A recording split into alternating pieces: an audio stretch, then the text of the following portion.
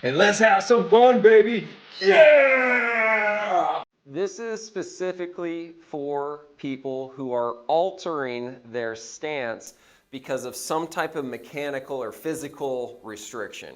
So I can't get a big enough back turn, so I'm gonna take my right foot and I'm gonna step it back. This is what my golf pro told me, so that way I can get a bigger back turn. Or, my hips bothering me, my knees bothering me, so I'm gonna flare out my front foot so I can actually get through the ball.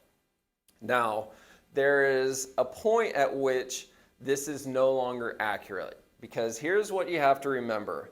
There's a reason why you're having to do the compensation in the first place. If you got a bad hip, most likely the reason why you have a bad hip and you have to open up your stance, or technically close your stance so you can have a bigger backswing, most likely reason why you have a bad hip is not because it's arthritic. You have an arthritic hip because the muscles are not working. You get it? So there's a problem that actually caused your symptom of arthritis or stuckness in the hip. The symptom is I can't get a big enough backswing, so I'm going to open up this foot or close the stance. You get what I'm trying to say. But that's a symptom of the problem. You're not actually engaging the muscles. So then when you do this, the natural tendency is to square up your hips. So I got this right foot open or closed, so my feet are closed to the target line. My hips are square to the target line, but this is where it all goes to crap. This is the worst thing that results from all of this. And I've seen it almost every single time somebody opens or drags this foot back. The shoulders get open to the target. So our feet are closed to the target, our hips are neutral to the target, and our shoulders are open to the target. Your brain's going, what in the heck do you want me to do? You want me to maintain my spine angle when all three of these things are in different directions? It's not possible. The only thing that's possible, shoulders are open, hips are square, feet are closed. The only thing that's possible is we can take this club way inside. So now I've got this massive, big backswing. Yeah, I got a big backswing. But because of all of the crossing around going on, the only thing that I can do is come over the top to get back down to the ball because my shoulders are open and I'm going that way.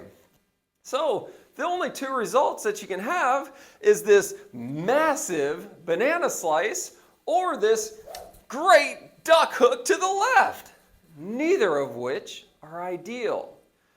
So this is the most important thing to take from this. If you are turning one foot out or taking a step back or doing one of these flared things, it's a compensatory movement. You're compensating because you don't have the right muscles activated. I don't care if you have a bad knee, a bad hip. I don't care about that stuff.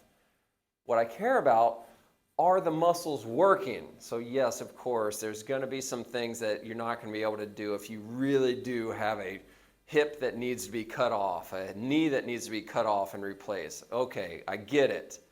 What I'm talking about is the vast majority of you that it's not that bad. You're just doing this because your coach told you, take a step back so you can get a bigger backswing. The bigger backswings are relevant when your shoulders are open and you have to come over the top at it. So try this out. Try squaring up your feet. I don't care if you flare them out, neutral, I don't care. But first things first, try squaring them up. Try squaring your hips up. Try squaring your shoulders up. See if you can get here and just hold it. Then put a ball down on the ground.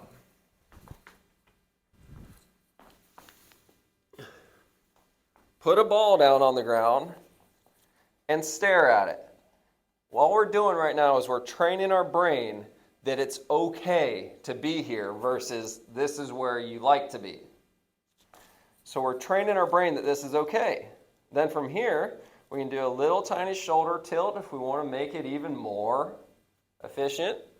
Put the club in our hand or the alignment stick in our hand if we wanted to. right? And then we can take it back if we wanted to, just to train our brain that it's okay, we can do this. And then we can go into the downswing, initiating with the hips, right? That's how we know the hips are initiating, the stick's moving, coming down, coming down, coming down. And then finish to the target, not over to left field, right?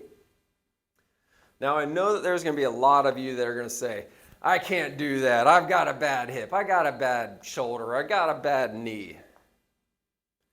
What's the alternative? You want to keep doing what you're doing this crazy thing that the only result that can occur is this over-the-top flippy arm bullcrap?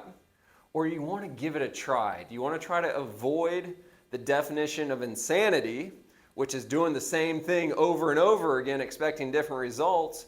Or do you want to try something different?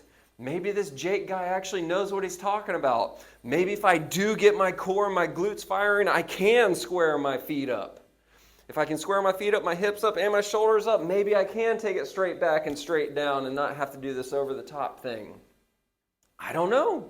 Give it a try. Comment. Let me know how crazy I am for saying this. Or comment and say, holy crap, I tried it and it actually worked. The ball actually straightened out for me. Thank you, Jake.